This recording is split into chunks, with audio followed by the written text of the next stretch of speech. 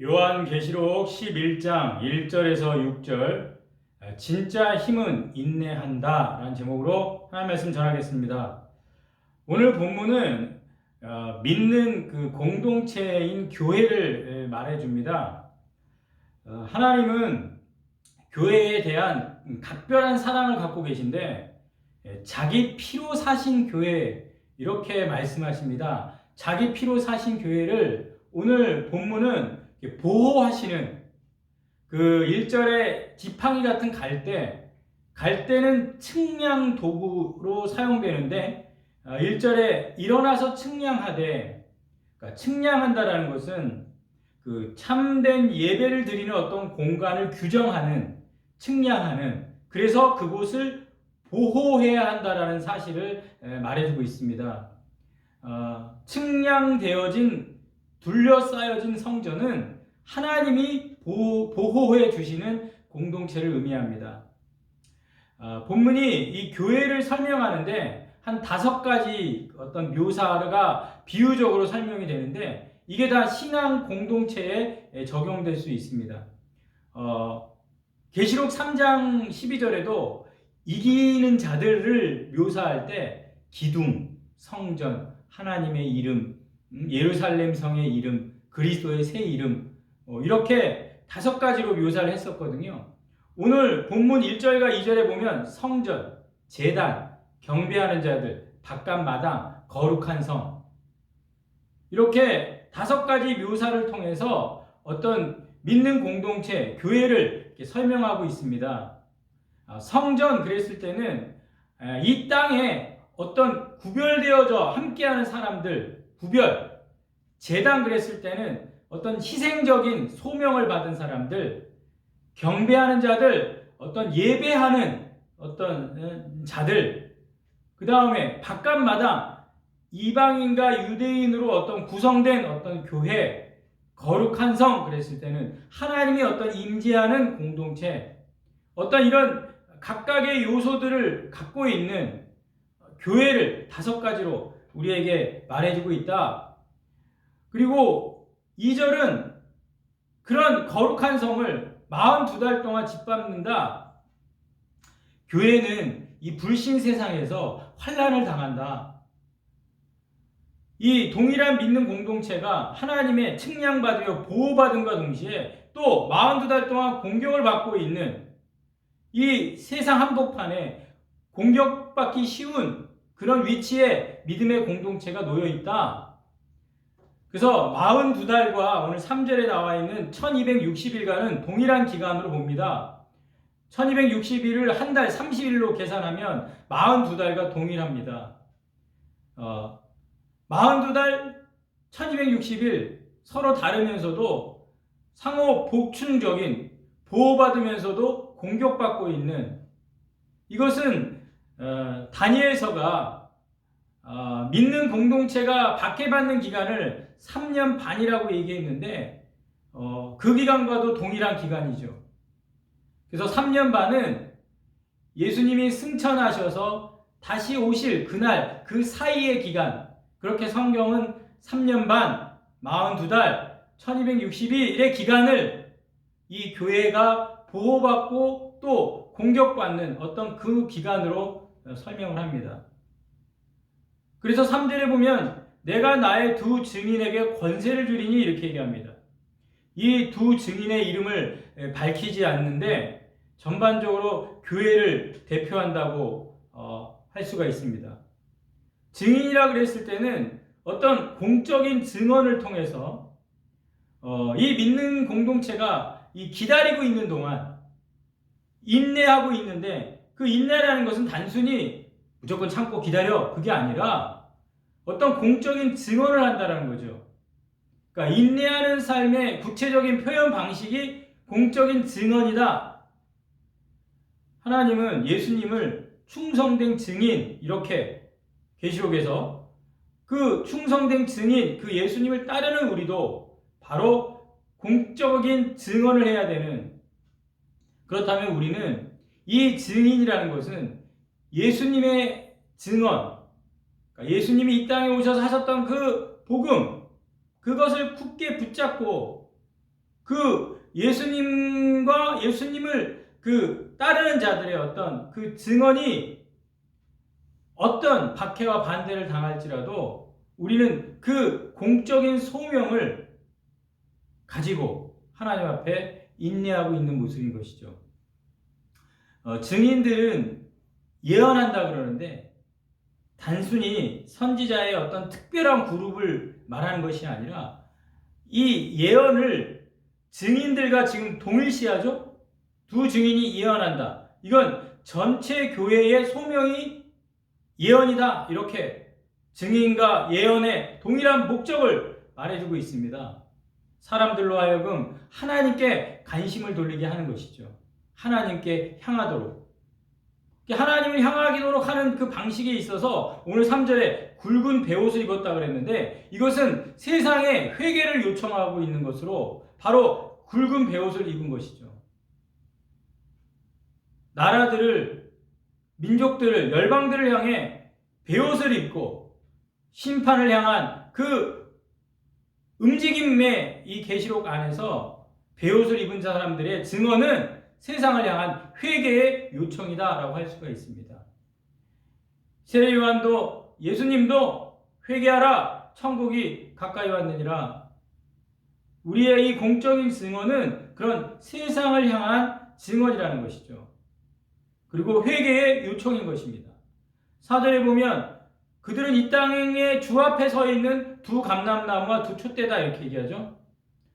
그러니까 증인들은 두 감람나무 두 촛대로 불리는데 그 옛날 이스라엘 성막 안에 등잔대 7 등잔을 가지고 있는 등잔대 그것은 성막을 비추는 그 안에 어떤 빛을 역할을 했는데 오늘은 이 성전을 밝히는 등잔대가 아니라 세상을 향하여 하나님의 통치를 증언하는 등잔대 그리고 이 두 감람나무 그랬을 때는 그 스가랴서를 우리 떠올려야 되는데 스가랴서 4장 1절과 14절에 보면은 이스라엘 백성이 바벨론 포로 이후에 돌아올 때 그 예루살렘을 깨끗하게 갱신한 때 이끌었던 통치자 스룹바벨과 제사장 여호수아 이 감람나무라고 불렸거든요. 이 두 사람이. 마찬가지로 이 세상을 향해 빛을 비추는 그 등잔대라는 것은 결국 그 두 통치자 바로 대적들을 향한 어떤 권세를 가지고 하나님 앞에 쓰임받고 있는 그런 모습을 우리에게 말해주고 있습니다. 그런데 어떤 그 스룹바벨과 여호수아와 같은 어떤 그런 리더십 그런 권세는 5절에 이렇게 설명을 하는데 누구든지 그를 해하고자 하면 그들 입에서 불이 나와서 그들의 원수를 삼켜버린다. 어떻습니까? 그 선지자의 입에서 나오는 불이 어떤 하나님 말씀에 대한 어떤 생생한 표현인데 그 선지자 예레미야를 상기시킵니다. 이 말씀은 입에서 나오는 불 예레미야.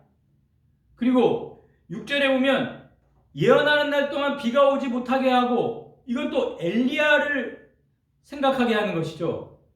3년 동안 비를 내리지 못하게 하고 또 6절에 권능을 가지고 물을 피로 변하게 이건 모세처럼 물을 피로 변하게 하는 어떤 땅의 재앙을 가져오는 이렇게 지금 이스라엘의 역사적인 인물들 스룹바벨, 여호수아, 예레미야, 엘리야, 모세 이런 다양한 인물들의 특성을 요한이 결합을 해가지고 이 증인들이 가지고 있는 어떤 권세, 능력을 우리에게 설명을 해줍니다. 그래서 이것이 확장이 되는데 아무 때든지 원하는 대로 여러 가지 재앙을 땅을 친다라고 이야기하고 있습니다.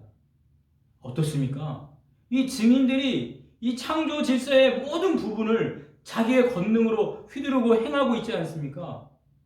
그런데 앞으로 계속 본문을 살피면 이들이 죽임을 당합니다. 이해할 수가 없지 않습니까? 아니 이런 권능을 가지고 세상의 증인으로 서 있는데 왜 이들은 이 짐승들과 세상에게 죽임을 당해야 합니까? 예수 믿는 자에게 진짜 힘이 뭔지 아십니까? 진짜 힘. 마태복음 28장 예수님이 떠나시면서 하늘과 땅의 모든 권세를 내게 주리니 그랬거든요. 그 진짜 힘을 주신 이유가 뭐예요? 너는 가서 모든 민족으로 제자로 삼아 두 증인으로 서서 아버지와 아들과 성령의 이름으로 세례를 베풀고 내가 너에게 분부한 모든 것을 가르쳐 지키게 하라. 볼지어다 내가 세상 끝날까지 너희와 함께하리라. 진짜 힘이 뭡니까? 증인으로 살아가는 삶, 하늘과 땅의 모든 권세를 그 공적인 증언의 소명을 감당하라고. 오직 성령이 사도행전 1장 8절에 성령이 너에게 임하시면 너희가 권능을 받고 모든 땅의 어떤 권세, 권능을 받고 그래서 뭐라고요? 예루살렘과 온 유대와 사마리아 땅끝까지 이르러 내 증인이 되리라. 그러면 우리는 꼭 기억해야 될 게 뭐냐면 우리의 진짜 힘은 증언하는 힘이고 증인되는 힘이라는 것이죠. 그런데 그 증언으로 증인이 되려고 할 때 그 증인의 참됨을 증명하게 죽어야 한다면 죽는 게 힘인 거죠. 죽는 게 진짜 권능인 거죠. 그러므로 진짜 힘은 참게 한다는 것이죠. 예수 믿는 사람들이 내가 죄지어서 고난당하고 내 실수로 어려움 당하고 또 이 세상에 여러 가지 환경 속에서 우리가 고난을 당할 수 있습니다. 하지만 진짜 고난이 뭡니까?